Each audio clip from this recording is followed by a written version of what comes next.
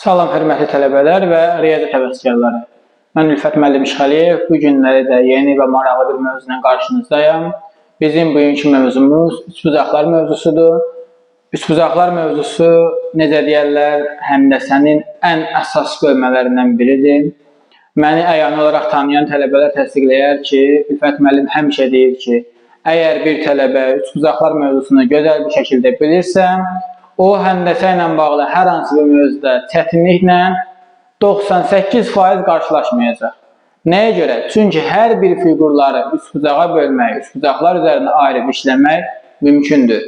O səbəbdən üçbucaqlar mövzusunun izahına diqqətlə qələm əllərimizdə, dəftərimizdə qabağımızda olaraq qulaq asırıq. Başlayırıq mövzu izahına. Bu arada burada bir qəşəng bir keçid effektli ola bilərdi. Əfsus ki, çox da belə video editlərimdən də baxsaq görərsiniz ki, videoları editləmək qabiliyyəti o qədər də biraz zəifdir. Gərək biraz onun üzərində işləyək. Necə deyərlər, vaxtımızı ancaq sərf edirik ki, siz gənclər üçün faydalı olaq.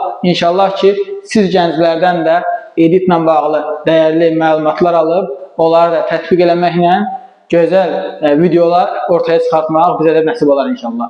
Deməli, üçbucaqlar mövzusundan biz başlayırıq nə ilə? Təpə, tərəf, perimetr. Birinci bunlar nədir? Bunlara keçməmişdən əvvəl düşünməliyik.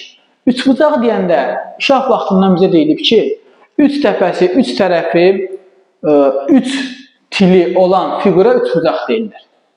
Üç təpəsi, üç tərəfi, üç bucağı belə də deyilir hətta. İndi bu dəyişir. El uşaqlar birinci dediyim formada deyir, el uşaqlar ikinci dediyim formada deyir.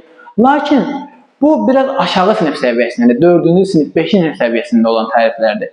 Biz yuxarı siniflər səviyyəsinə gəldikdə 8, 9, 10, 11 artıq belə bir tərif deməlisiniz ki, müstəvi üzərində bir düz xətt üzərində olmayan, müstəvi üzərində bir düz xətt üzərində olmayan 3 nöqtənin, ABC nöqtələrinin cüt-cüt birləşməsindən bir cüt,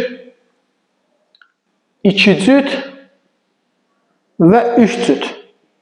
Cüt-cüt birləşməsindən əmələ gələn fiqura deyilir üçbucaq.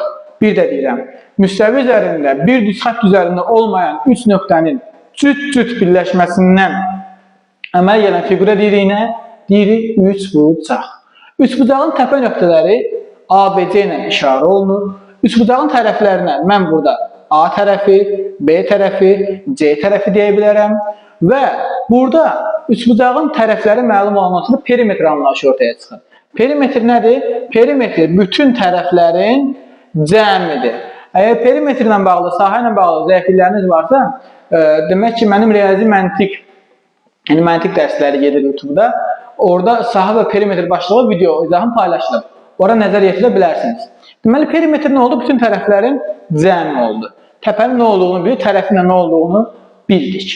Bundan sonra gəlir üçbucağın daxili və xarici bucaqları. Uşaqlar, yadınıza saxlayırıq. Üçbucağın daxili bucaqlarının cəmi 180 dərəcədir.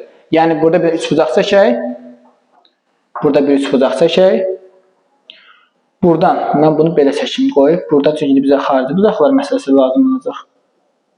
Bura deyim alfa. Bura deyim beta. Bura deyim gamma. Bura olsun alfa ştrix, beta ştrix və gamma ştrix. Deməli, üçbucağın daxili bucaqlarının cəmi 180 dərəcədir. Yəni nə? Yəni alfa üstə gəlib beta, üstə gəlib gamma bərabər nəyə? 180 dərəcəyə.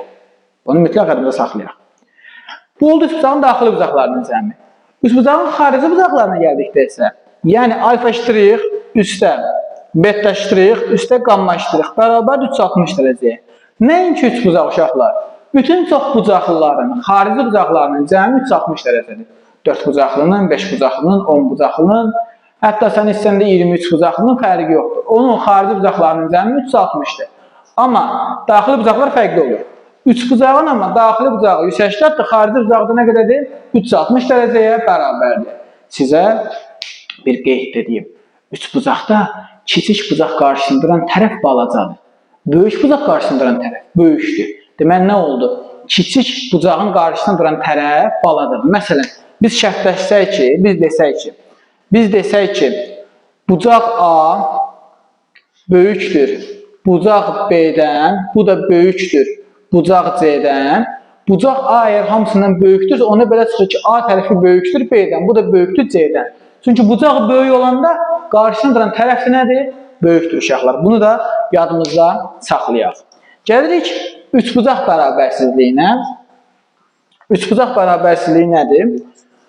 Üçbucaq bərabərsizliyi odur ki, biz bunu bilməklə artıq üçbucağın iki tərəfini bilib üçüncü tərəfini tapa bilərik. Yəni necə? Yəni bu qaydada uşaqlar. Üçbucağın iki tərəfi verildikdə, tutaq ki, A və B tərəfləri verilir, C tərəfi verilməyib bizə. Mən C tərəfini tapmaq istəyirəm. Onda qayda belə gəlir ki, üçbucağın üçüncü tərəfini tapmaq üçün üçbucağın üçüncü tərəfi digər ikisinin fərqinin modulundan böyük, cəmindən kiçik olmalıdır. Eləcə də məsələn B-də nə olmalıdır? A ilə C-nin fərqinin modulundan böyük olmalıdır, amma bunların cəmindən kiçik olmalıdır. A tərəfinin özü də nə olmalıdır? B ilə C-nin fərqinin modulundan kiçik, amma bunların cəmi ilə nə olmalıdır uşaqlar? Fərqindən böyük, cəmindən kiçik olmalıdır. Əgər bu şərti ödəyirsə, onda üçbucaq qurmaq olar. Amma bu şərt ödənmirsə, onda üçbucaq qurmaq olmaz. Məsələn, necə? Məsələn, bizə deyərlər ki, tərəfləri 3, 7, belə deyək, 3, 7, 2 olan üçbucaq qurmaq olarmı? Baxıram. Məndə qayda belə idi ki, bir tərəf digər ikisinin fərqindən böyük olmalıdır. Baxıram, 2 ay uşaqlar, 2, 7 ilə 3-ün fərqindən böyükdür. Doğrudur bu? Yox, bu doğru deyil. Deməli, belə bir üçbucağı qurmaq mümkün deyil. Üçbucaq bərabərsizliyi bunun üçündür. Bunu da qeyd edin öz dəftərlərinizdə. Bundan sonra biz gəldirik nəyə? Gəldirik hündürlük anlayışına. Hündürlük anlayışı nədir üçbucaqda? Uşaqlar, üçbucaqda hündürlük, üçbucağın bir təpəsindən çıxıb qarşı tərəfə endirilən perpendikulyardır. Üçbucağın bir təpəsindən çıxıb qarşı tərəfə endirilən perpendikulyar. Buna deyirlər hündürlük. Burada bu A bucağın qarşısında A tərəfi durur, B bucağın qarşısında B tərəfi, C'nin də qarşısında C tərəfi durur. Bu hündürlüyə də deyirlər HB hündürlüyü. Niyə? Çünki B tərəfinə endirilən hündürlükdür. Əgər hündürlüyü A tərəfinə çəksəydi, deyərdik HA hündürlüyü. Hündürlüyü C tərəfinə çəksəydi, deyərdik HC hündürlüyü. B-yə çəkmişik deyirik HB hündürlüyü. Üçbucaqda hündürlük nəyə lazımdır? Üçbucaqda hündürlük əsasən lazımdır üçbucağın sahəsini tapmaq üçün. Üçbucağın sahə düsturu var ki, S bərabərdir tərəf, yəni B, vurulsun həmin tərəfə endirilən hündürlüyə bölünsün 2-yə. Deməli, sən hündürlüyü çəkildiyi tərəfə vurub 2-yə bölsən, alırsan həmin üçbucağın nəyini? Sahəsini almış olursan. Bu da üçbucağın hündürlüyü ilə bağlı sizin bilməli olduğunuz məsələlərdən biridir. Bundan əlavə, mən istərdim ki, üçbucağın sahəsi ilə bağlı bir yanda düsturu sizə bildirim. Heron düsturu deyilən bir düsturu var. Fərz eləyək ki, üçbucağın tərəfləri A, B və C-dir. Bu halda üçbucağın böyük perimetri nəyə bərabərdir? A plus B plus C-yə. Bir də bunun yarım perimetri deyilən bir anlayış var. Yarım perimetrini tapmaq lazımdır. Yəni, bu da bizə verir nəyi? A plus B plus C-nin yarısını.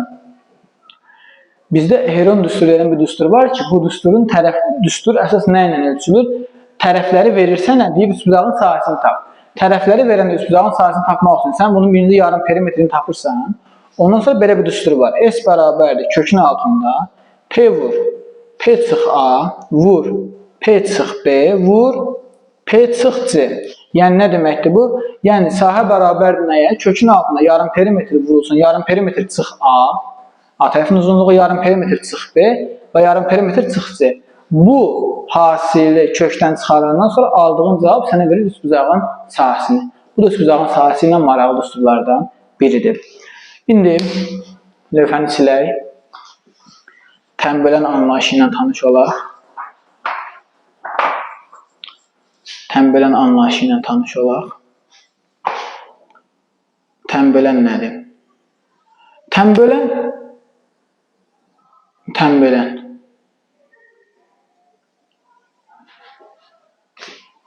Tənbələn üçbucağın bir təpəsindən çıxıb və çıxdığı təpəni yarıya bölmək şərtini qarşı tərəfi birləşdirir. Başqa üzrə belə deyə bilərik. Çıxdığı təpəni yarıya bölmək şərti ilə qarşı tərəfi birləşdirən parçaya tənbələn deyirik. Belə də demək olar. Deməli, onda belə çıxır ki, bu B nöqtəsinə çəkilmiş təmbələndir. Təmbələni biz ellə işarə eləyək. Yenə də məsələn bu D nöqtəsi olsa da bu tərəf üzü B tərəfi, buna deyirik LB və onda burada nə alınır? Üç bucağın bir təpəsindən çıxdığı təpəni yarıya bölmək şərtinə qarşı tərəfi birləşdirib. Bu oldu təmbələn. Bu nə üçün istifadə olunur bizdə? Və ümumiyyətlə təmbələnin nə kimi xassələri ola bilər? Əgər burada təmbələn çəkilibsə, burada iki hissəyə bölür adi tərəfini. Məsələn, bura bir M deyək, bura bir N deyək. Təmbələnin bir xassəsi var, bunu yaddan çıxarmayın. Təmbələnin xassəsi budur ki, sıxdığı bucağı yarıya bölür, bu öz yerində və eləcə də burada mütənasiblik yaradır. Yəni, C-nin M-ə nisbəti bərabər olur uşaqlar A-nın N-ə nisbətinə. C-nin M-ə nisbəti A-nın N-ə nisbətinə bərabər olur. Sizə əgər misallarda ola bilər ki, 1, 2, 3 dənəsini versinlər, bunu verməsinlər, N-i verməsinlər. Siz bu bərabərliyi yazmaqla N-i rahat bir şəkildə tapa bilərsiniz. Və yaxud da belə yaza bilərsiniz ki, C-nin A-ya nisbəti bərabərdir M-in N-ə nisbətinə. Bu formada da yazmaq mümkündür. Və tərsinə, M-in C-yə nisbəti, N-in A-ya nisbəti bu formada da yaza bilərik. Və təmbələnlə bağlı bu məlumatları biz özümüzdə saxladıq, bu məlumatı da bildik və bundan sonra gəlirik median anlayışına. Median nədir? Median, mən daha çox uzun danışmaq istəmirəm. Çünki uzun olduqca, necə deyirlər, əvvəlki videolarını dediyim kimi sizlərin yorulursunuz və siz yorulanda da artıq mənim danışmağım bihudə gedir. Necə deyirlər, elə danışmaq lazımdır ki, sizi də yormasın. Deməli, nədir burada? Yəni, tərəflərə deyək, A, B, C deyək və median çəkək. Median çəkək. BD medianı. Median nədir? Median odur ki, ay uşaqlar, median üçbucağın bir təpəsindən çıxır və qarşı tərəfi yarıya bölmək şərti ilə birləşir. Yəni, birləşir nöqtədə çıxdığı qarşı tərəfi yarıya bölür. Təmbələnin çıxdığı bucağı yarıya bölürdü. Çıxdığı təpədəki bucağı nə edirdi? Təmbələn yarıya bölürdü. Hündürlüyü perpendikulyar düşürdü. Amma median nədir? Median budur ki, qarşı tərəfi nə edir? İki bərabər hissəyə ayırır. Bunu mütləq şəkildə yadımızda saxlamalıyıq. Yəni, bunu biz, təbii ki, uşaqlar, mən lövhədən təqribi beləsinə çəkirəm. Ola bilsin, bəlkə biz orta nöqtədən qoymamışam. Deməli, burada bərabər hissələrə bölür və buralar medianların kəsişmə nöqtəsi. Medianın bir xassəsi var ki, median təpədən çıxaraq 2-nin birə nisbətində nə olur? Bölünür. Məsələn, bunun uzunluğu 2K-nın 1K-yadır. Burada da 2M-in 1M-ə, 2T-nin 1T nisbətində nə olur? Bölünürlər kəsişmə nöqtəsinə qədər. Bu medianın əsas xassələrindən biridir. Hündürlük nə oldu? Qarşı tərəfə endirilmiş perpendikulyar, təmbələn çıxdığı təpə bucağını yarıya bölür. Median isə qarşı tərəfi yarıya bölmə şərti ilə bir təpədən çıxır, üç bucaqdan. Bu da öz yerində. Bu məlumatı da özünüz üçün qeyd aparın. Məsələn, bizə belə bir sual verər ki, deyər ki, əgər, məsələn, deyək, BD medianın uzunluğu 12 cm olarsa, OD-ni tap. Deyir, BD medianın uzunluğu 12-dir, OD-ni tap ki. Uşaqlar, sən bilirsən ki, ümumilikdə bu 3K deyil. 3K-nı 12-yə bərabər edirsən, K-nı alırsan 4. 3K meydanın 2K 3K-dır. 2K-dır, bu 3K eləyir də. 3K 12 isə K olur 4. OD də nədir bizdə? OD də bizdə K-ya bərabərdir. Deməli, bununla OD-nin uzunluğu nə olacaq? OD-nin uzunluğu 4-ə bərabər olacaq. Aydın oldu mu uşaqlar bizə? Bu da öz yerində. Və gəlirik orta xətt anlayışına. Orta xətt nədir? Orta xətt, uşaqlar. Orta xətt üç bucağın bir tərəfinə paralel olub, digər ikisinin orta nöqtələrini birləşdirən parçadır. Orta xətt üç bucağın bu tərəfinə paralel olub, bu tərəfin ortalarını birləşdirən parçadır. Bu orta xəttdir. Buna paralel, məsələn, bax, bu orta xəttdir. Bununla paralel və bunun ortalarını birləşdirir. Məsələn, buradan birini çəksək, bu da orta xəttdir. Niyə? Buna paraleldir və ikisinin ortasını birləşdirdi. Məsələn, əgər bura A-ya bərabərdirsə, bura 2A-dır. Bura B-yə bərabərdirsə, bura 2B-dir. Bura C-yə bərabərdirsə, bura 2C-dir. Əgər isə desələr ki, üçbucağın perimetri 30 cm-dir. Onun orta xəttlərinin əmələ gətirdiyi üçbucağın perimetri nə qədər olar? Deməli, 30-un yarısı olacaq. 30 bölü 2, 15 olacaq. Çünki orta xəttin əmələ gətirdiyi üçbucağın tərəfləri böyük üçbucağın tərəflərinin yarısına bərabərdir. Video xoşunuza gəldisə, uşaqlar, videonu bəyənməyi və kanala abunə olmağı unutmayın. İnanıram ki, çəkdiyim əziyyətlər sizlərin öyrənməyinizlə bəhrələnir, nəticələnir və bu da mənim üçün qürur vericidir. Mən sizlərin uğurlu bir gələcəyinizə inanıb, sizlər üçün bu videoları qeyd edirəm, sualları qeyd edirəm. İnşallah ki, xeyirlisi ilə sizlər də gələcək nəsillər üçün çalışıb, ölkəmizin, xalqımızın inkişafı üçün hər daim birlikdə ayaqda olarsınız. İşiniz avan da olsun, uğurlar arzu edirəm sizlərə. Hələlik.